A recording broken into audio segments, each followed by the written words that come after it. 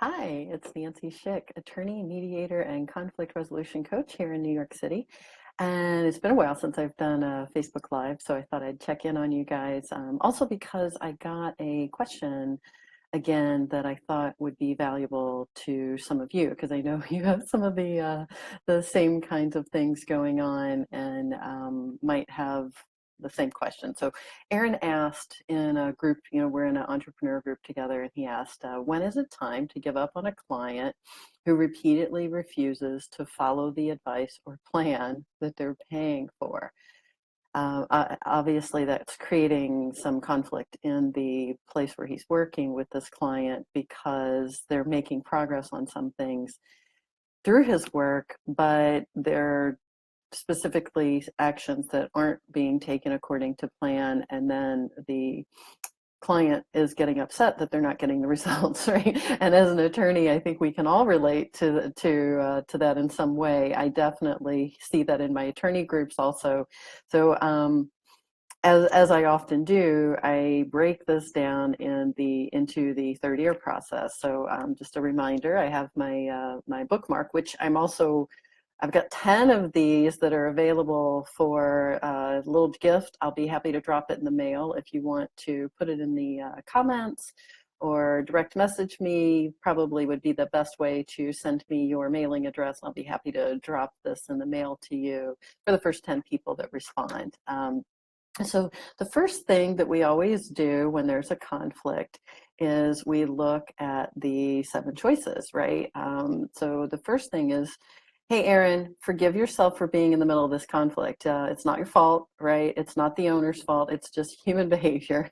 So, I want you to take a look at that. This is probably reminding you of some other situation that you've been in. And so the reason you reached out, wondering if it's time to walk away, is that it's reminding you of another situation that maybe you think you should have walked away from. So take a look at that and then remind yourself that that's not where you are. Okay, so that's my first tip for you. And then you want to acknowledge yourself, right, for just reaching out. So that's something that you're already showing some progress because you reached out and said, hey, I need some help with this. And before I make a mistake, a rash decision in an emotional moment, I want to make sure I'm making a well-reasoned decision. So acknowledge yourself for that. That's progress. Good job. You want to forgive the world, and including this client, the business owner that you're dealing with that's causing some of this frustration. Just like you're going through your own version of this, there's a good chance that that business owner is also going through something similar, right? The conflict that you're in right now with not getting the results is probably triggering a lot of the same things that have gone on in this business that caused them to hire you in the first place. And what I mean by that is, like, I'm a business owner myself. I've been in business on my own for 16 years now, and I can tell you that if it weren't for this mind training that I've been doing over the years, I would probably be going through some of the same things on a much more regular basis, and I'd probably be making worse decisions.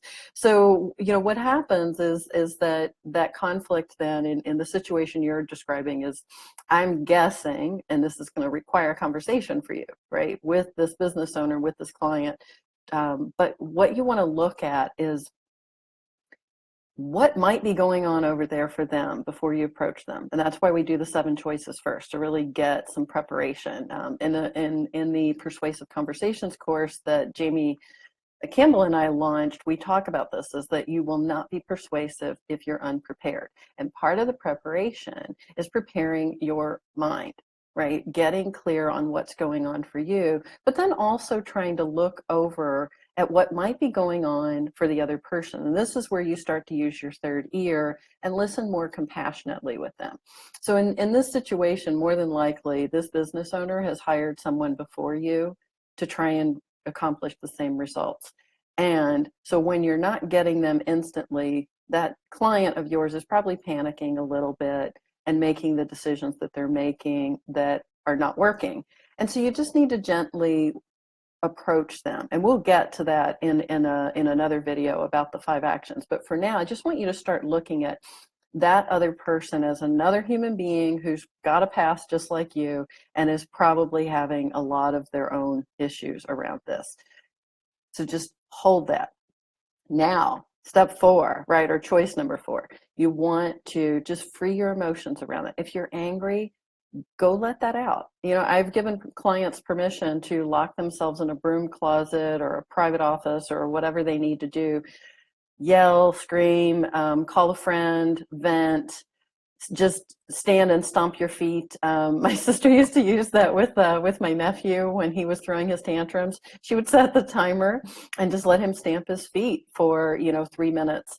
And I can tell you, he got exhausted very quickly and realized how ridiculous it was, but also had a chance to free the emotions. So whatever it is that you need to do, including if it reminds you of something sad, and you need to cry or curse or whatever it is, just let it out. Those emotions are there just like air, they flow through us, and just let them go. After you've done that, it's a lot easier to clear your mind and start from a fresh perspective. And that is choice number 5, is that you are just going to choose to go in with no past, no extra emotion, none of the self-blame, none of the blaming the other person, and just really approach it from a fresh perspective. You want to go in, choice number 6 is you want to go in assuming that you know nothing about what's really going on. Start again from that blank slate, new conversation. Yes, there's something that needs to be addressed, and so you need some of the facts around that, and you'll need to focus on the facts, but you want to assume nothing about what's going on for the other person. And this is where you get to start asking questions, and that was the advice that I gave to Aaron. I gave him a list of questions that he could start asking this client so that he can make a reasoned decision, because somehow we think that we can go to our corners, figure it all out, and then present the solution as like this ultimatum with someone we're in a relationship with, right? And whether it's a business relationship or a personal relationship, you have to be in it together. And you can't be in it together if you're making decisions that affect the other people without including them in the process of making that decision.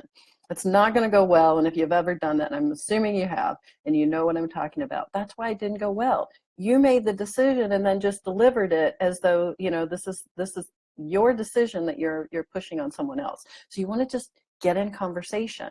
You don't have to make a decision before you talk to them, and you can make the decision after you've had a well-reasoned decision. It might be a series of conversations that take you to that place. And I'm dealing with that. I have a mediation going on that was supposed to be a half-day mediation. And because it opened up new conversations, we've been continuing this over multiple days in a variety of forms. And it's kind of transformed from a mediation to a coaching situation because it's an ongoing conversation. And that comes out in the Persuasive Conversations course also, right? That relationships are about a series of conversations. So that's what I invited Aaron to do. And then I just reminded him who he was and how loving and compassionate and how he's so committed to this client that that's part of why he's having the conflict, right? And so I'm asking him now to just listen with his 30 or listen with his heart, listen with compassion. So if you're in a similar situation to Aaron, a couple of things you can do, right? First, go have that conversation. If you're not sure how to have these kinds of conversations, you might want to take a look at either the Persuasive Conversations course, my book, DIY Conflict Resolution, or the DIY Conflict Resolution course at thirdearlisteners.com. Thanks. Have a great day, and feel free to share your questions, comments, concerns in the comments. And don't forget, if you would like this lovely bookmark and you're one of the first 10 people to respond, I'll be happy to drop that in the mail to you, but I need your mailing address. Thanks.